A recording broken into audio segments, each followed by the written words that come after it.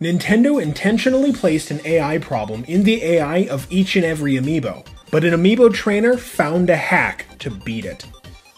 The mechanics of amiibo AI are really complicated, but just know that the amiibo training data is the bedrock of amiibo behavior, and that Nintendo locked the item collector data byte to a value of 50.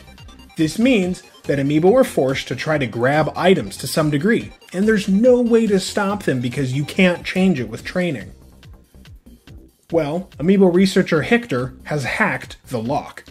As you hopefully know, adding spirits changes the training data of the amiibo. Wow. Hictor learned that 2 specific spirits lower the item collector byte without having adverse results on everything else, and that by applying dozens of Pyra or Mithra spirits that lower the item collector byte, and then using the tournament legal amiibo editor that we'll talk about in part 2, Hictor managed to set it to 0 completely in-game while keeping its vanilla stats. Wow. After getting the byte all the way to 0, then he trained it normally. The game will never notice that the byte isn't set to 50 anymore, so it doesn't reset it, basically legalizing what was previously thought to be an impossible amiibo training data setup. You're watching the result of this on the B-roll footage right now. Notice the significant lack of bomb, and that when Blue Link, who has the unlocked item collector byte, pulls his bomb, he doesn't play with it and obsess over it. That's behavior that has never been seen by an all-natural amiibo before. He's a lot more focused on boomerang and getting up close, because he just won't use his bomb as his ranged option. Hictor solved the AI problem.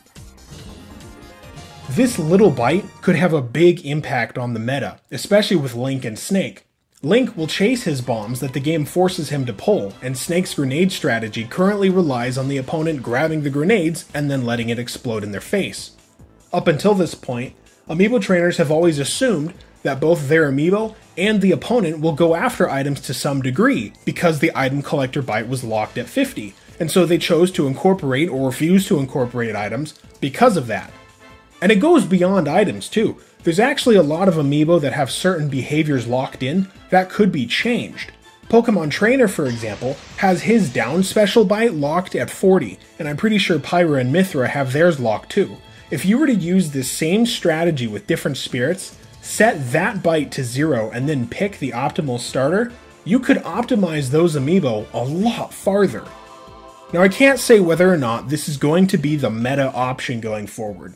It consumes a lot of time and a lot of spirits, and is not as precise of a science as one would hope for.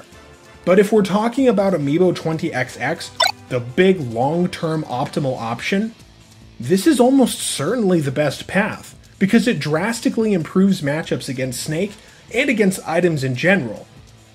But Amiibo trainers don't usually train for optimality, so we'll see.